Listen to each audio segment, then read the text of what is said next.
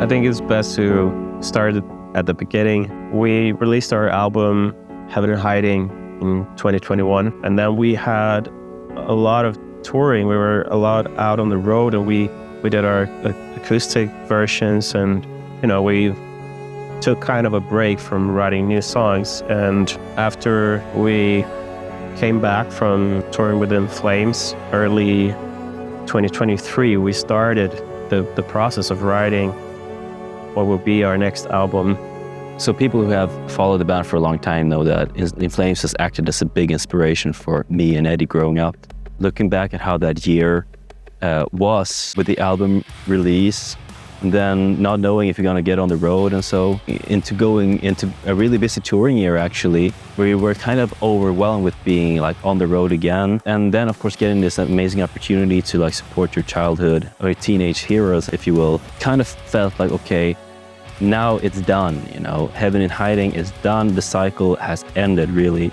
And I felt like I needed that time and space to really get into, the creative zone again. We decided to do a different approach when it came to this album, and that was just, we said, let's start writing songs, let's see how it feels, and if we believe that this next song is going to be a single, we'll go record it in the studio and put it out there, but still being confident that it would end up on the album. Me and Harald, we wrote a rough demo together, and after we finished the session, I just felt that it was not really what I had in mind. Like, you can never, it's hard to put into words how you are expecting the next album to sound.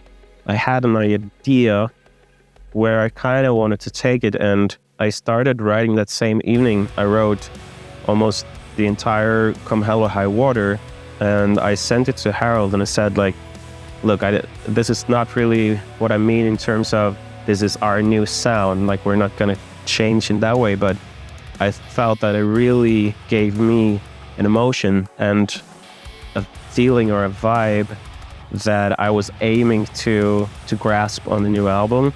And Harald got back to me and totally understood what I was seeking for or what I meant, and he immediately wrote like the next song, which was Desolation, and so they're kind of connected together, and I really felt that kicked off the path for our new album in such a great way. We have way more control than we ever had before, and we had another sort of liberty in terms of our choices and direction and whatever we wanted to go, because we are now an independent band and this is an independent album. So if we wanted to go into the studio and release a song before an album is finished, well, let's do it. And that was kind of the mentality, that we carried with us through the whole process. We can do anything we want.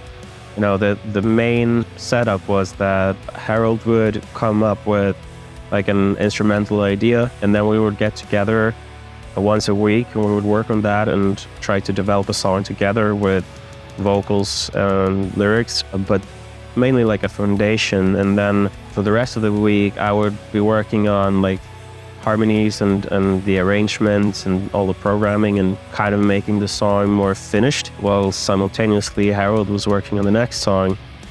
But then, we also had quite a busy year with, we had some shows here and there, and we went into the studio multiple times to record the singles, and we were constantly working on new material for the album. And if I remember it correctly, meanwhile, like I was in the studio recording with Henrik, like guitar and bass parts, and so Eddie was like working in the kitchen on the next tracks, which was like, I remember him sitting with Heaven Shall Burn and also the intro of Death by 1,000 Cuts. So it was really just a very, very interactive process, like from start to finish. I was a bit afraid we were not gonna be able to finish in time, because we set up a deadline for ourselves, even if we knew that we can always push things if we are not completely happy with the result. But I felt that it really made us work really hard on this album, and the more we got into it, the deeper we got into it, the easier the songs were, like in terms of it just kept coming and coming, and it felt like we had this endless pit of inspiration for this album, just diving deeper into the darkness of the lyrical theme as the songs grew more aggressive and heavy as well. And I'm just so extremely proud of what we were able to accomplish in such a short amount of time. And it was fantastic, and it was in a way really chaotic. For example, we had one version of Beyond the Pale, and it felt like, is it gonna make it really? Is this track really where it's supposed to be? I don't know. And we met up and we worked in the right, like the correct setting, being like a home studio and so. But it wasn't until we were on we played a festival called the Full Metal Cruise, and we were like literally in the cabins, just up with the computer. Didn't really even have like monitors or anything, just the computer sounds. And I had the guitar, and we were working on the kind of rewriting almost, let's say maybe 50% of the song just right there and then. And it turned out amazingly. It was just, that was the right time and place for it. And if we didn't have this flexibility and the kind of attitude of like, we can do anything we want, there are no rules for what we can achieve here. If we didn't have this mindset going into this, I don't think the album would have turned out the way it did. But I think that me and Harald has quite an extraordinary connection where we don't really have to talk about it to know what each other want, like both wants. When it comes to writing music and writing for the band, we are just in this symbiotic sync, and it feels like we're constantly on the same page. And this is definitely what happened with this album. I'm quite amazed at what we were able to accomplish.